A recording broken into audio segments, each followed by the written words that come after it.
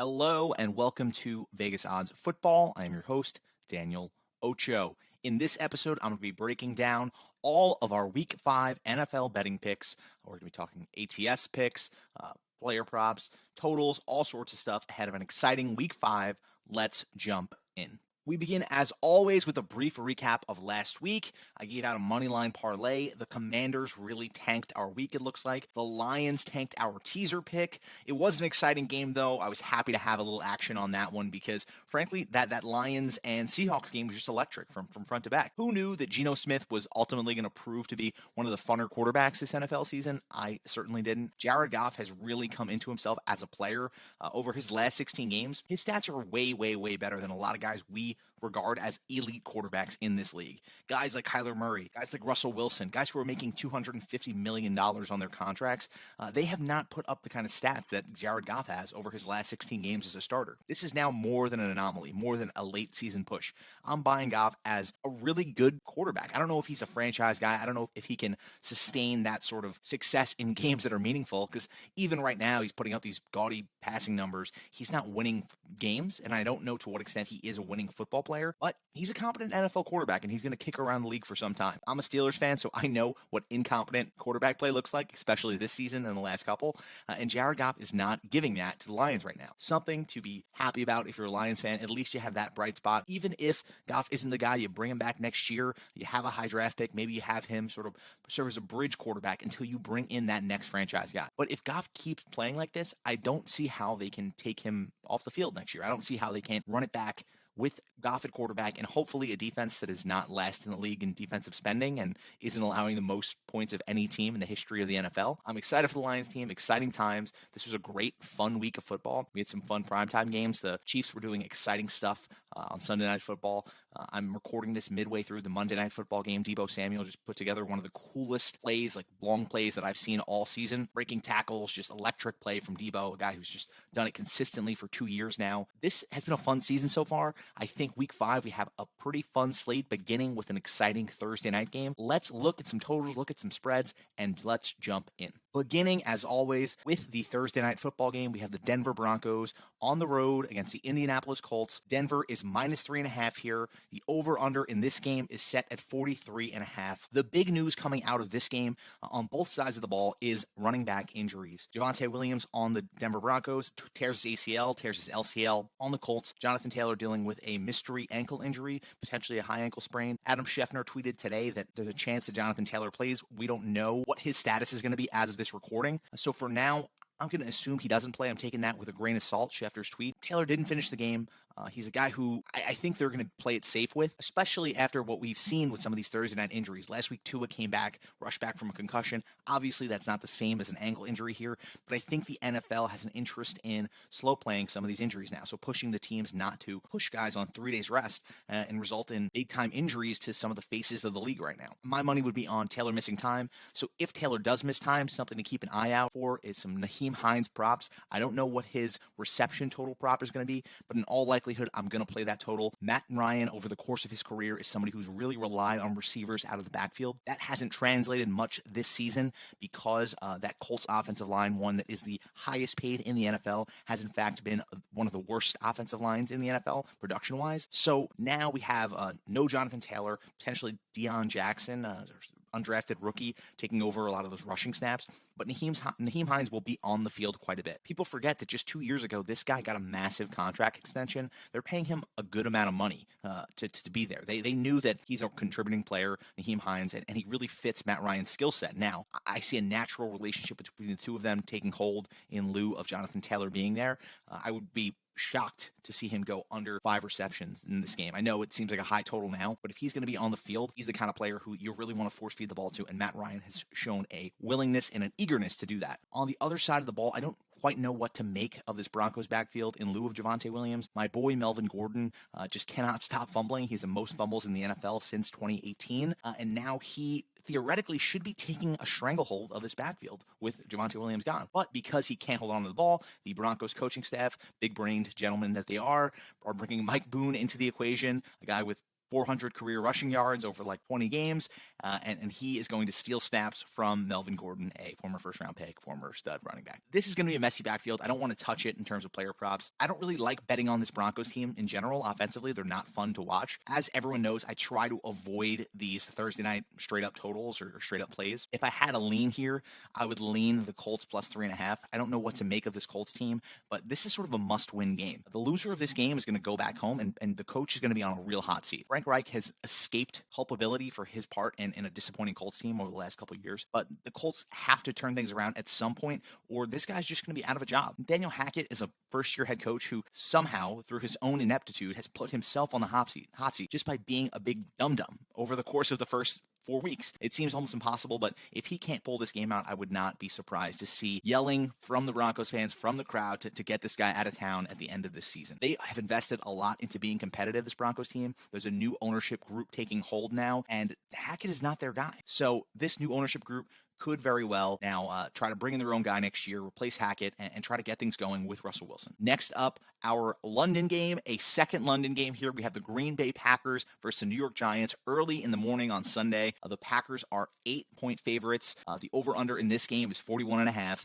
If you're hearing that total, if you're hearing that spread, that is in the teaser zone for us. I am so excited to tease this game. There is no way that the Giants are covering a 2-point line. If I can tease this line 6 points, give me the Packers all day. I don't quite know what I'm going to match that tease up with, but this is, it's chef's kiss. I know maybe I should be a little bit more worried about a Packers team that could not defeat a third-string quarterback this past week, or at least struggled to defeat a third-string Patriots quarterback. But nonetheless, I think this Giants team is just completely fugazi. I don't buy anything they're selling in terms of being a 3-1 team. They're the worst 3-1 team I've maybe ever seen. And now they're going on the road in international waters where the Packers are going to be eager to show people that they are still a Super Bowl contender. Just because they struggled to beat a Belichick-led third-string quarterback team last week doesn't mean that they're not going to put a hurting on an inept Giants team. If I had a lean in general in this game, I would take the Packers -8, but this is a prime teaser candidate with that low over-under total. Next up, the Cleveland Browns at the Los Angeles Chargers. Cleveland is +3 on the road here.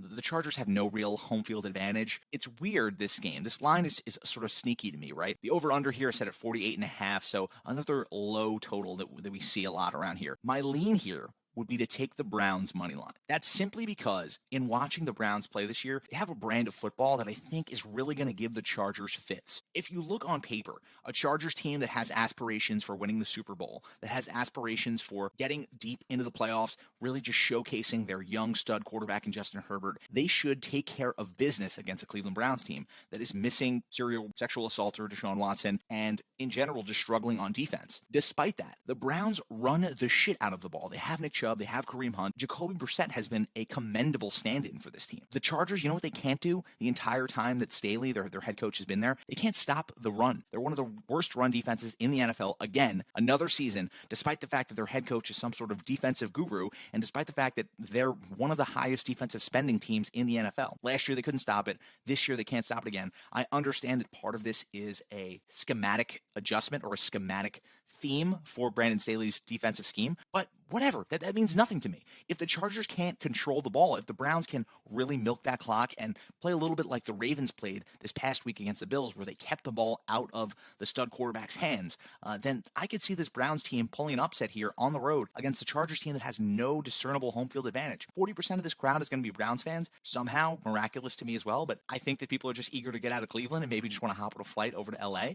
Listen, the Browns are going to have some rowdy crowd noise within that stadium there. I think the Browns run game is going to allow them to dominate the pace of play within this game. Give me the Browns +3. Give me the Browns on the money line. I love the money line play here. I'll probably throw this in a teaser as we get closer to game time on Sunday. Something to think about, or in a money line parlay more likely. But for now, give me the Browns money line. Next up, the Minnesota Vikings on the road against the Chicago Bears. Minnesota is -7 in this game. They're coming off a closely fought win against the New Orleans Saints in London. Kind of a tough spot for the Minnesota Vikings here. They fly back to Chicago, coming back to the United States from London. No added rest in there. Sometimes they give these teams sort of a longer window to recover, so they'll give them a bye the following week, something like that. This is almost a travel loss for the Vikings for that very reason. This would ordinarily be a prime teaser candidate for me because the over-under here is set at 43, right? But the fact that this Vikings team is still struggling to finish drives, I understand that the New Orleans Saints are one of the better defenses in the NFL.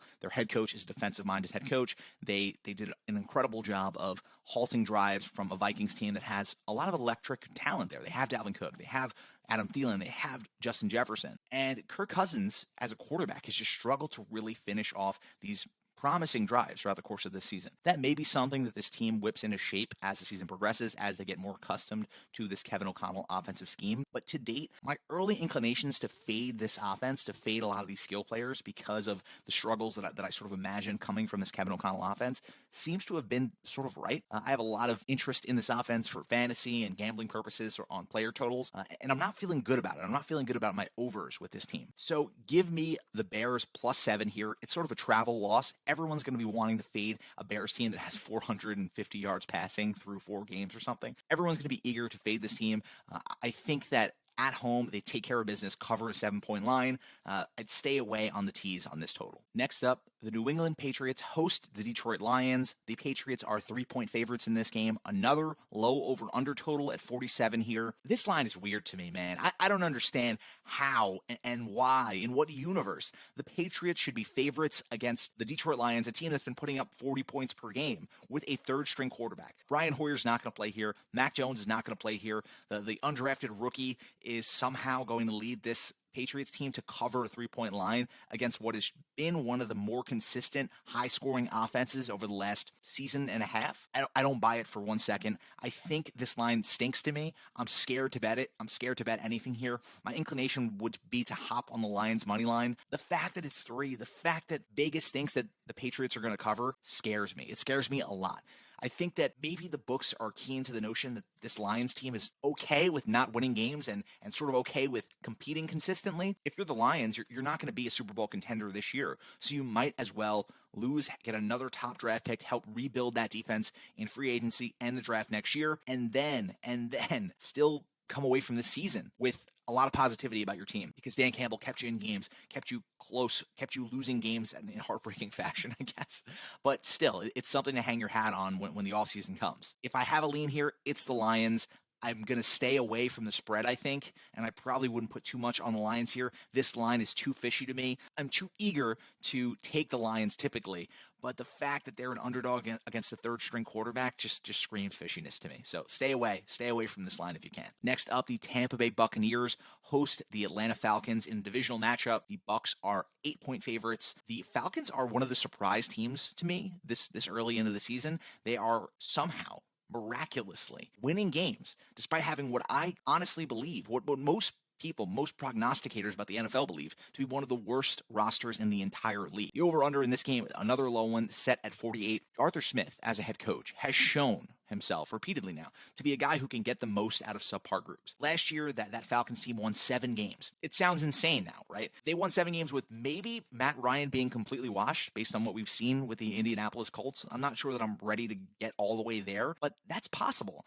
And even if Matt Ryan isn't completely washed, that roster last year had Zacchaeus or Olamide Zacchaeus as their wide receiver 1 for various points throughout the season. So it was a tough situation for the Falcons last year. Arthur Smith showed himself to be a competent head coach at getting the most out of a subpar group.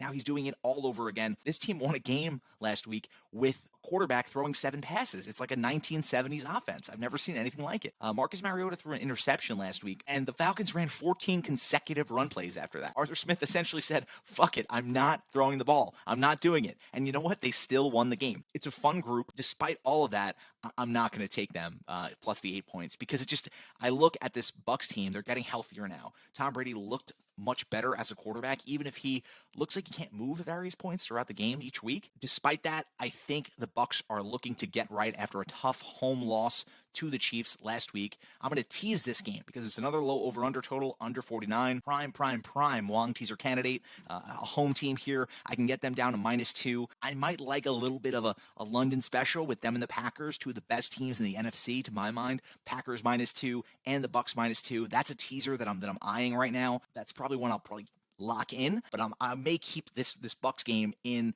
some other alternative teasers that I look at throughout the rest of the board here today. Next up, the New York Jets versus the Miami Dolphins. Jets host the Dolphins at home. Jets are catching 3.5 points. Another low over-under total here. Vegas is just low on these offenses, I think, and with good reason. The offensive quarterbacks right now I think they're averaging 6 yards per completion or something, the lowest since 2006. Teams are really struggling to move the ball.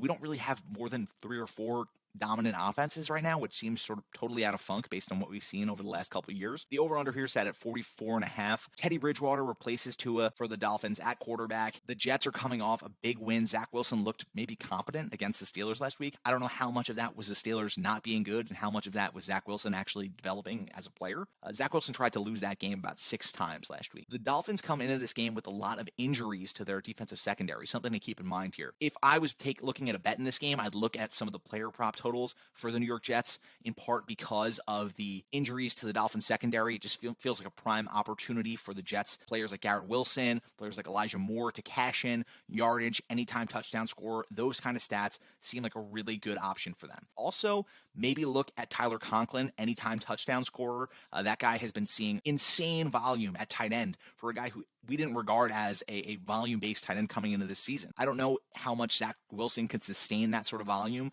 Primarily, it was Joe Flacco hitting Conklin underneath constantly, but he still saw a lot of volume even with Wilson in the lineup. So I think Conklin may find the end zone, may find pay dirt against his team, especially if the Dolphins sell out to cover Garrett Wilson, the first-round pick, cover Elijah Moore. I wouldn't be surprised to see Conklin as an anytime touchdown scorer, and the odds, I'm sure, are going to be incredible on that one. If I had a lean on the pick here, it would probably be the Dolphins minus 3.5. Bridgewater is not that significant of a step down from Tua, even if Tua showed a lot of promise this year. Bridgewater's a pretty competent quarterback who I think will be able to get the ball consistently to his players like Jalen Waddle, like Tyreek Hill, who can make things happen in space. Next up, the Washington Commanders versus the Tennessee Titans. Washington is plus 2.5 at home here. Another low over-under total at 42.5. Prime teaser candidate. Love the tease here. Love Washington plus 8.5. The Titans should not be covering 8.5 against anybody in this league. Not in the NFL, maybe the XFL or the USFL. But in the NFL today, the Titans defense cannot cover 8.5. I don't trust them whatsoever, even against the Washington team, even against Carson Wentz, a guy who looks done. He looks toast. He looks like the guy who was run out of town with Indianapolis, run out of town with the Philadelphia Eagles. There was a reason why Carson Wentz has been kicked around the league. There was a reason why they essentially treated him like Julius Caesar and all turned stabbing him in Indianapolis. This guy is not good. And on top of that, he seems like a major pain in the ass. And now the Commanders are slowly losing patience with him. This offense struggled to score points against the Cowboys all game last game. They struggled to score points against a Lions defense in week 2 that has proven to be one of the worst in the entire NFL. People forget that the Commanders this season have scored like 15 points, something like that. Their scoring in the first half is unfathomably terrible. They've struggled to move the ball until the second half. They're the garbage time king so far. Despite all of that, I don't trust the Titans. Give me the Commanders plus 8.5 on the tees. Pair it up with one of the 2 favorites maybe that I told you about before. Before we go, I'll give you my big picks for this week, and the Commanders may be in there. Moving on, the New Orleans Saints versus the Seattle Seahawks. The Saints are back at home after a London trip. Disgusting Vegas line here. Saints are minus 5.5 against Geno Smith and the Seahawks. Over under another gross one, 45. I don't know what to make of the Seahawks. Geno Smith has proven to be a competent NFL quarterback over his last 8 games starting, but the sample size isn't really there yet. I don't know whether to trust him. Right now, he's one of the most efficient quarterbacks in the entire NFL. He's moving the ball consistently. He's playing better than Russell Wilson, or I don't want to say it too loud. The Broncos fans may freak out. But still, Geno Smith has been a really competent guy so far this year. Despite all of that, this line, the 5.5, is a stay away for me typically. I say that. I don't know what Jameis Winston's status is going to be going into this game. If Jameis is out, and I can tease this total up to 11.5. The estimated value that we typically look at isn't there, but in a low over-under game like this, if I can get the Seahawks team that's really been able to move the ball relatively consistently to within 11 points, I can cross 10 points, I'm inclined to do it. I think it's a riskier play, and I might risk it with or pair it together with what I regard to be one of the safer plays in the Bucs or the Packers here. But it's something that I'm definitely going to keep my eye on as this line crawls or moves as we get closer to game time this week. Next up, the Buffalo Bills versus the Pittsburgh Steelers. Kenny Pickett makes his big-time debut for the Steelers. My Pittsburgh Steelers, they are going to be on the road in Buffalo. They are going to get destroyed. The over-under in this game is 14 points. I'm sorry. It might as well be for the Steelers. No, the spread is 14 points to Buffalo, and the over-under is 47. Another low over-under total because Vegas does not think the Steelers are going to score any points, and they think that Buffalo is going to boat race them. And they are absolutely right. Minkah Fitzpatrick, our singular defensive stud at this point with TJ Watt out, was banged up at the end of the Steelers game. I don't know what his status is going to be coming into next week. If Minkah Fitzpatrick does not play for the Steelers this week in Buffalo, this line may as well be set at 25 points, 30 points, because the Steelers are not going to touch Buffalo. If they lose their defensive star outside of TJ Watt, it's just going to be a bad game. We don't need to talk about this game too much. It's going to be embarrassing. It's going to be sad. It's going to be terrible. Give me Buffalo with the points, minus 14. Oh, this is so sad. Goodbye. The Jacksonville Jaguars host the Houston Texans. Jaguars are 7.5-point favorites. The over-under in this game is set at 44.5. The Texans, always frisky. This Texans team. They're pretty good consistently on defense. They could not get a stop in the first half. They end up making it a game with the Chargers. I don't know how much to attribute that to the Chargers just being the Chargers, how much to attribute that to this Texans team just having a lot of fight in them, right? The Jaguars are coming off a bad loss to the Eagles, a game they led by 2 scores at various points. Their defense could not get much of a stop either. I think the Jaguars bounce back here. Feels like a prime bounce back candidate. I love the Jaguars, minus 7.5. This is a real tease candidate for me as well. I can get down at minus 1.5. I don't typically like to tease divisional games. It just feels gross to me. But if I had to lean anywhere here, it's the Jaguars, minus 7.5. They get right against the Texans. Next up, the Carolina Panthers versus the San Francisco 49ers. The Niners are playing as we speak. I don't know how that Rams game is ultimately shaking out. Another gross over-under here, 39.5. San Francisco is in the Vegas zone with a 5-point spread. They are 5-point favorites. I don't think that's enough points. I think the Panthers are one of the worst teams in the NFL, and they are revealing themselves to be. Baker Mayfield is consistently terrible. This guy is over. We're watching him wash out of the league week by week. Matt Rule, as a head coach,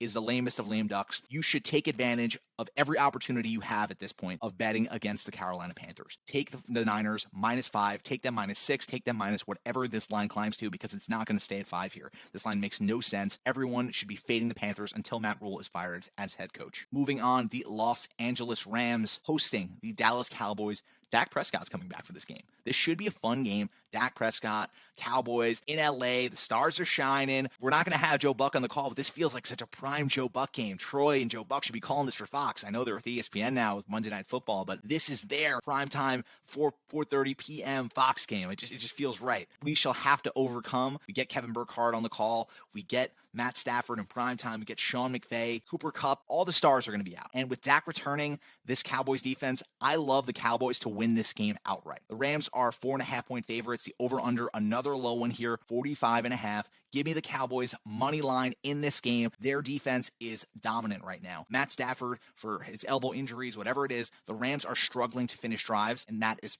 in part falling on Stafford's inability to play consistently. We saw from Stafford against top defenses last year a propensity to turn the ball over, to create big plays for the defense by throwing pick six and costly turnovers. This Cowboys defense is lights out. They are prone to getting in the face of the quarterback. They love to do it. Their pass rushers are dominant. Micah Parsons, we're witnessing the onslaught of another just stud defensive player, star, freakish defensive player. Every week, Micah Parsons, Trayvon Diggs are just making their presence known. And at this point, I'm not betting against the Cowboys any week, because for as much as I don't love their offense, I don't love what they're doing week to week offensively, relying so much on sort of CeeDee Lamb trick plays kind of, and I don't love Dak Prescott as a quarterback, even in his return. This defense is a Super Bowl level defense, and the Cowboys may be able to ride this defense to a deep playoff run, something I did not expect coming into this season. I think this Cowboys defense gives the Rams fits.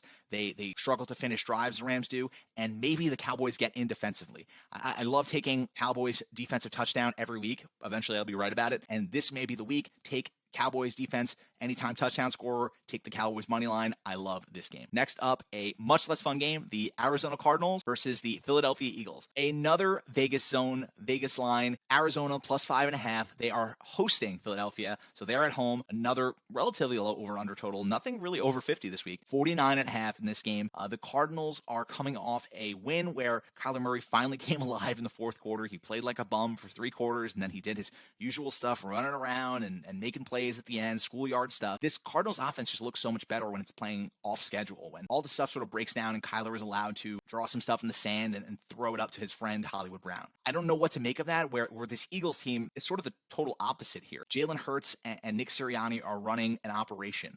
Their offense is really well finely tuned. They are constantly just putting their players in a position to succeed, getting the ball to guys like A.J. Brown across the middle, letting guys like Devonta Smith do their work in terms of route tree along the sidelines, and just incredible work by this coaching staff, by this quarterback, to get their skill guys in a position to make plays with the ball in their hands. This Eagles team is just shellacking everybody. I love the Kyler Murray under yardage total. Whatever the total is, I'm taking the under here. The Eagles have been massacring quarterbacks week in, week out. They're so hard to move the ball against. This secondary is lights out.